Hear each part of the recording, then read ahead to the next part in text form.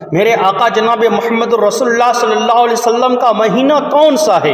इसका जवाब है, अल्लाह के नबी सल्लल्लाहु अलैहि वसल्लम ने खुद अपनी ज़ुबान मुबारक से इसका जवाब दिया।